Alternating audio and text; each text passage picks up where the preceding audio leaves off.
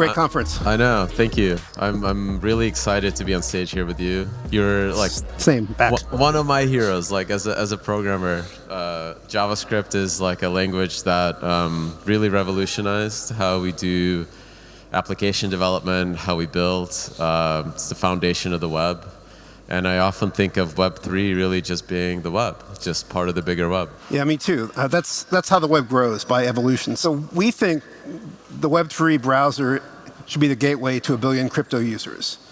And we are therefore integrating Solana into Brave as soon as we can.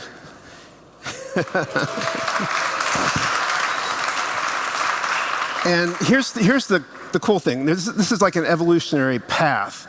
We're going to make it so any dApp that is Solana enabled, wherever other chains, EVM compatible or Ethereum, whatever it supports, if it supports Solana as well, we'll make it use Solana by default. So dApp builders who build for Solana as well as other chains, in Brave it's going to use Solana.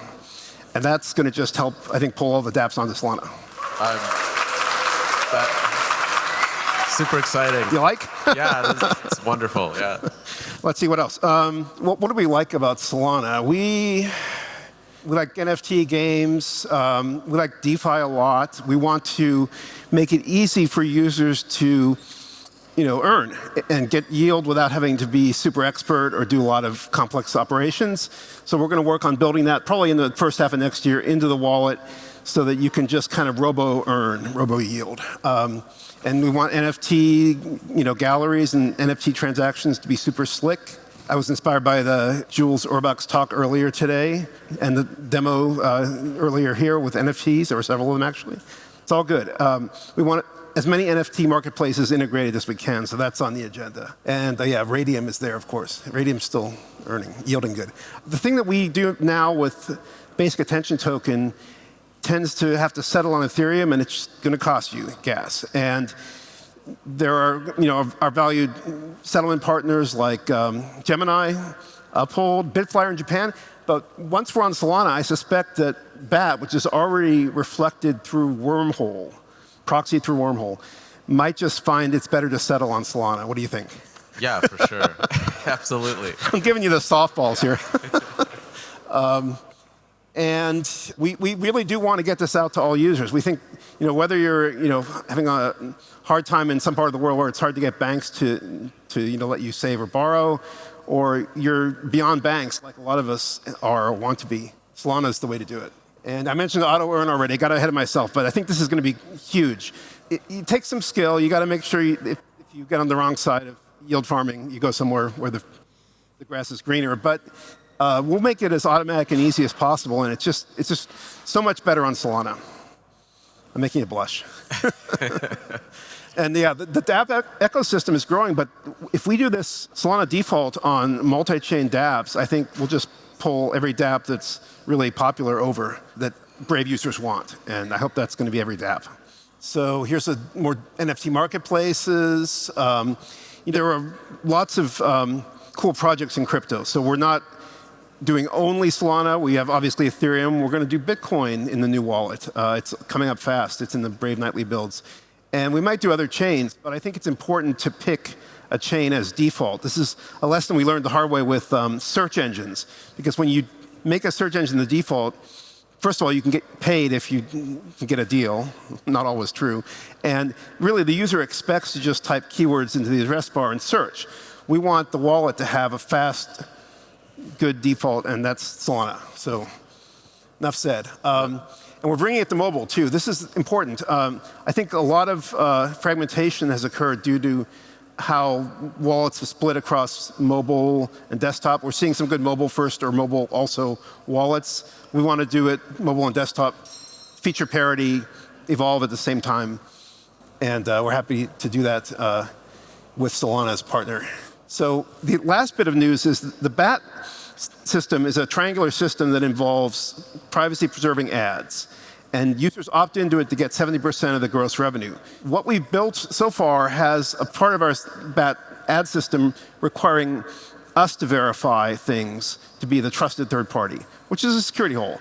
And so we've started a project called Themis, and worked with several crypto projects to see if we could bring it to high-speed chains that can do things like you need smart contract systems for zero-knowledge proofs. You need some part of it in the browser because you're measuring attention. You don't want to put your detailed attention log on any blockchain, however fast, because it'll fingerprint you. So we're using black box accumulators in the browser with Themis, and we're then minting ZK proofs. And the cool thing about Solana is we can just put those on-chain. No aggregator, no trusted third party. So we're getting rid of ourselves. We're firing ourselves as what trusted third party.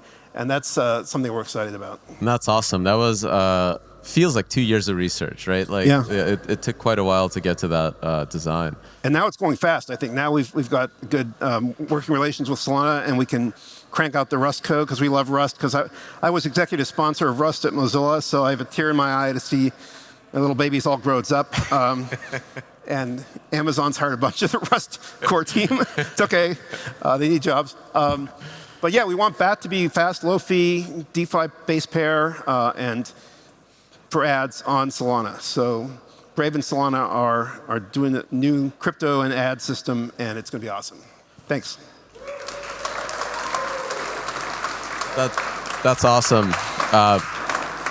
I'm a huge fan of the web, huge fan of all the work that you guys have done in Brave. And I remember pre-mobile days, I was working on Brew, and I was trying to optimize the web on flip phones, and there was a brief moment where the iPhone came out, we had a browser, and it felt like the web has opened up. And then it kind of just got away from us. That's right. Jobs said when he did the iPhone 1, he said, the web finally works on a phone. And then the story I heard from somebody who would know is that they had to port a bunch of games, which were C++ or whatever, and they had to do native apps. And they never looked back after that.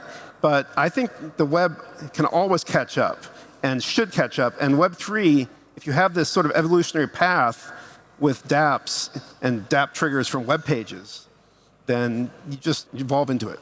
Yeah, that to me is like the really exciting part, is there's now an opportunity to have cryptography power the next generation how web is monetized, whether it's through advertisement like with zero knowledge proofs or through direct payments and micropayments. Do you feel like, Apple's gonna crush us? Like just People a few years ago were worried about this Facebook thing, Libra, now DM, and they got kind of crushed because some politicians hate them. But Apple is very cautious, and if they're doing anything with blockchains, it's a ways out, and then when they arrive, it's going to be like the diva at the party at midnight, like start the party now, and the booze has already run out. So we're going to drink all the booze first, right? All right. I'm down for that. What are some of the challenges with like building a browser for general consumers, but also with cryptography? I mean, this is the problem with browsers, is they are universal apps. You spend a lot of your digital life or online life in them.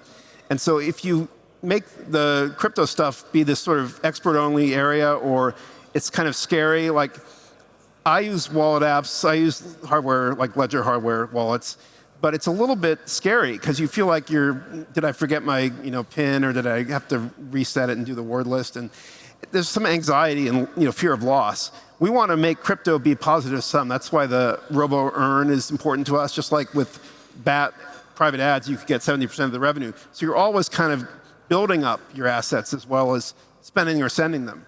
And it should be slick. It should be for e-commerce. You can even do things like disintermediate Amazon. I won't give away all my secrets, but we think we can do that without having a bunch of JavaScript, user scripts to attack every merchant checkout flow. We think there's a way to get into the interchange charge and do it. And crypto everywhere, right? It should be slick, should be easy, should be comfortable, make you feel like you're going to win, not lose. What about custody and keys, and like how do I get my parents to understand this stuff? Yeah, it's really a little different, but we're looking at Taurus. We're looking at various ideas for backing up your key that don't just put it on paper and word list in a safe, which we've all been through. In some ways, the old web went with username and password and had to add a second factor, which often had to be a temporary access number generator on your phone. So at that point, you're almost as complex as self-custody. I would say you just have this more conventional recovery path. Like you lose your phone, you know your email, you can try to prove that you're the same person to Coinbase or whoever. But I think self-custody has a sort of complementary role, and we want both. We want people to use self-custody and be comfortable with it. So we're looking at all these usability challenges, and we think we can get it just almost as good. And then, unfortunately, the regulators insist if you want to do fiat on-off, you're going to go through a custodian. Of course. The challenges, I mean, like that's the exciting part. No one has figured this out yet. And we're going to dive right in, right, and see how can we actually scale crypto to the general public. Make it easy for your parents. Yeah. Yeah, well, would love to see it. What do you guys see as kind of like the tension between, the App Store on the mobile device and the mobile web? Discoverability is always a problem, and we don't want, these kind of brutal curators like Apple. So having lots of stores is good, but then you have the need for like a search engine, which Brave now has, which is a private engine, and it also involves users opting into building the index incrementally. That's the web discovery project. So we're going to aim, because we're very crypto first, and our ad sales teams, one of whom is here, always looks at crypto options and NFT options. We're going to aim at making our search engine best for crypto. It already uses, I think, CoinGecko charting, and it's still in beta, but we're working out all the kinks. So I think search, the good old search we remember from 2004 when Google was great, needs to come back, and it needs to be the way you find stuff in marketplaces and crypto exchanges. That's awesome. What kind of information do you think users would want out of a crypto-first search engine or like curated environment that's different from the traditional web? Search always gets into, is somebody trying to SEO you and compete for keywords? We're aware of this problem, and there's no silver bullet. But we think with crypto, you might actually have a better chance at mechanizing this and having a fair playing field, an automated system for finding the best, lowest fees and the best yields. Is there like hope for like a decentralized search engine? Yeah, so I had a friend who was involved with Presearch, Rich Skrenta, and Presearch looks like it's running a bunch of nodes that scrape Google, which Google does not like. And if they're running on co-load IPs, Google's going to shut them down or use their anti-bot team to take them out. We're building a legitimate search engine, but we can't decentralize the algorithm easily because search is sharing queries, looking for some kind of objective best results like page rank, the eigenvalues of the random walk. And decentralizing that is a research problem as far as I know. But we have an active team, we're evolving search, and we need your help because we're trying to crowdsource the incremental indexing of the web. We're not trying to index everything from 1998 on. That only Google can do that. Hats off to them, but their time is passing. When I was, like growing up as an engineer, the web was just starting. I was really passionate about Linux, and I had this dream of a, Microsoft free personal computer. It feels like the Web3 is potentially a dream of like a, like ad exchange free, like that like parasitic Google free web. Yeah. Is that possible? If you don't collect the data, you won't go wrong that way. There's still other ways that the central powers can turn on their users and take advantage of them. But I think there is, and that means ultimately you might need hardware that's sort of indie or that's user first. And Brave's not capitalized to do this yet, but I know people, including friends from Firefox OS, which actually, after it folded at Mozilla, continued in KaiOS. And there's an open source lineage that you can trace back. And people at Qualcomm we both know. Of course, yeah. Were working on it at the time. So I think there's a chance for a new open source OS that has Web3 and none of this Java or Swift native stuff. And JavaScript, Web3 all the way down. Are we gonna end up building a phone? Brave OS. I don't know. Have to raise some more capital. Yeah, that's a way to nerd snipe me for a couple of years. But people need independent hardware that serves their interests first. For Absolutely. Sure. It always feels like that's a really tough challenge. But every 2 years it gets easier and easier. Like hardware gets cheaper and cheaper, and the tools get better and better. And then Apple has something new and shiny that the commodity hardware can't match for another year or two. But that's just the nature of the game. Right. So I'm sure we'll have iPhones, but we can probably have bat phones too. Solana phones. The bat phone. I love that. The bat phone sounds really cool. As you guys see the Web3 evolving, I think there's this, from your presentation, NFTs were such a huge focus as well. Do you think this is the entry point for like the metaverse, is what people call it, or like that like really interactive, rich environment with ownership of the stuff around you? Yeah, I think you have to keep running at these problems. And usually, if you're a startup, and the timing isn't right or something goes wrong, you run out of capital and then the investors reset or maybe they try again. With crypto, we have this great ability to just keep leveling up. So we're seeing, Bitcoin, now we're seeing smart contracts on Ethereum, now we're seeing Solana. And as you level up, you can start to do some of these things that seemed hard before. Like you want some kind of cryptographic proof of ownership. I think one of the demos talked about this. You want to make sure that somebody doesn't copy the pixels. And if you get into VR, there's been interesting research on this, and my friends at Otoy have done some work on this. You can actually watermark in a way that's indelible. And if somebody copies your art and tries to remove the watermark, they degrade the quality. There's no way to, because it's been sort of convolved with the luminance and the chrominance. So I have hopes for this being useful in games and connected verses. And to me, that's the metaverse. It's not going to be something centrally planned in Menlo Park by Lieutenant Commander Data. I hope not. What I see out of like the gaming companies that we talk to is that, especially the ones that are crypto focused, is they want to build browser first games. Everyone that I talked to had this idea that as soon as you open the page, you jump right into the game. Yeah. There's no sign up, there's no friction. Your wallet is your identity, and you're just exactly where you left off. That took a lot of work at Mozilla, by the way. We did ASM.js, and that led to WebAssembly, and you could show games in the store, you can start playing them, and then you just convert. I think it's a great model. Do you feel like mobile is expressive enough for that, or is the difference between like iOS and Android and desktop is too hard to actually make that work? There's certainly a difference. Like you're just, even with the latest chipsets, you're just not as fast. You have less bandwidth all around. But games can scale down because the viewport's smaller. There's hope that you can use the kind of tricks that we see with the remote rendering. Cloud rendering. So I think mobile is the future, but I heard this 12 years ago. People would say around Silicon Valley, mobile's the future, and then they would say that means there's no desktop, and that is very false. Everybody with a laptop or any big enough screen and a keyboard is still very high value, and that means the economics there don't go away. It just doesn't grow as fast. I mean, that's true. Like if you look at the growth of the Solana ecosystem, a lot of the users are basically desktop only. Yep. That to me says that a lot of folks, maybe there was a switch during COVID where we went from being so much mobile to where we're staring at screens again. A bit of that. I mean, you go to India and a lot of people are mobile only, but you need both. And I think as mobile gets stronger, you're just going to see more parity. You won't see this need for apps, which is often artificial. It's like holding the browser back, sandbagging Safari a little bit. This is what my friends at Google, or one of them who went to Microsoft, always accuse Apple of, and it's not wrong. You got to give the browser its due, and then it can compete with native better. Got to ask you about languages. How do you see smart contract development in the future as somebody that had incredible depth in understanding how application development happens on the web? Yeah, I think the thing you're seeing with TypeScript, especially with large teams, is more confirmation that you need some kind of proof system, or it could be just a warning system, but it's based on model checking. Often it could be based on higher level models than you can express in sound type system, which is something where there's just this sort of timeless world of types that's essentially syntactically checked and prevents bad things from happening at runtime. You need dynamic systems, dynamic code, JavaScript, and these static checkers. And you get best of both worlds if you have really good ones.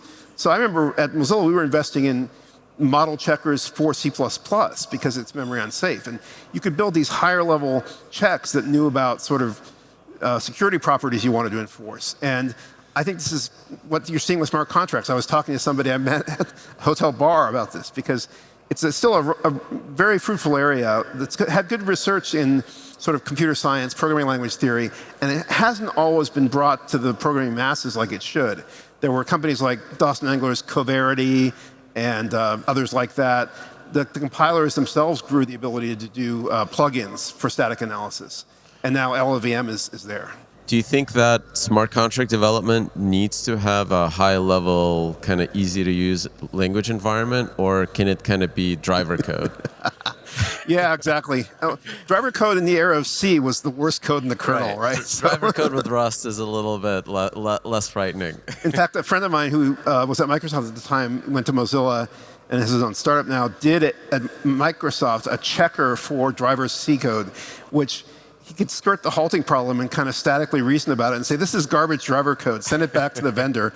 But yeah, I think you don't want to have happy, fun JavaScript looseness if there's big money at stake. So I think it's important to have the right tools with the right static and dynamic checking. Do you think smart contract development is strictly financial, or are we going to see like things that are not financial that you can actually?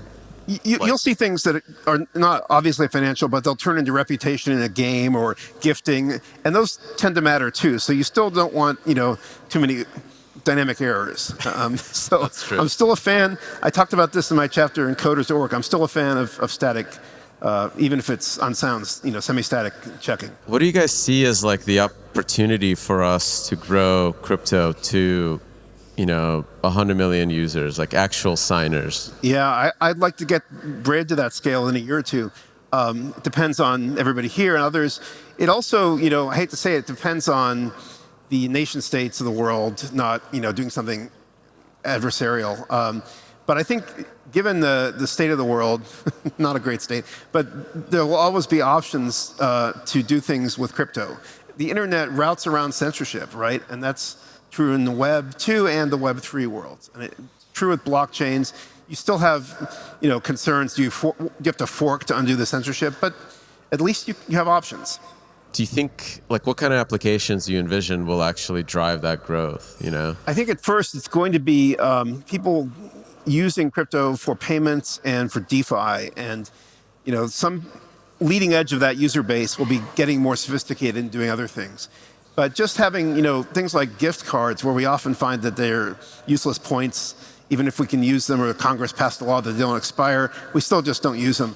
We should have much more liquidity. We should have liquidity across all kinds of assets. And this is where you start talking about tokenized securities and can you have primary and secondary liquidity for companies? I think we've all, if you're as old as me, you've all had a tiny piece of some startup that went sideways for 10 years and then sold, and you couldn't trade it easily. And you might have wanted to do that because you might have been squeezed out when it sold. So there's lots of room for blockchains to solve these problems. I think in general, connecting people more directly, getting rid of these officious or censorious intermediaries. A lot of room for application.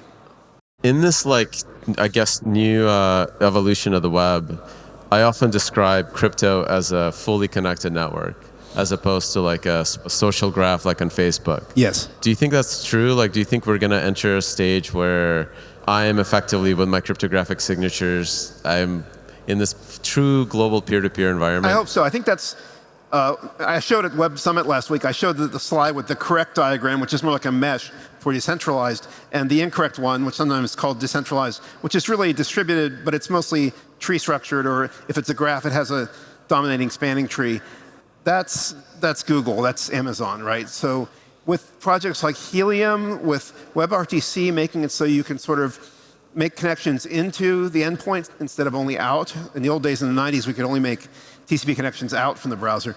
I think we're heading toward this world. We have to build it iteratively and collaboratively. We have to get around the concrete firewall problems that WebRTC mostly got around. It's still a little dodgy. And I think that is the future. I think we should all have Helium nodes if we can. I'm a fan of the project. That's awesome. I mean, the idea of like decentralized browsing on an open source phone connected via an open network. Low raw radio. Run by the people accessing Solana. That would blow my mind. It sounds too good to be true, but I think it could be true, especially if we build it carefully and quickly enough and get it out there and make it usable, which is why I've always wanted to make Brave be about crypto. Even when we started using Bitcoin for our prototype, it was clear once you shield the user by blocking all those trackers, you break all the economics that pays advertising money into the publishers after taking a big slice out for the middlemen like Google. And if you cut that out, how are you going to reconnect it? It's crypto, peer-to-peer. All right. Let's do it. Awesome. I'm excited. So thank you, Brendan. Thank you so much for being being here, for working with us.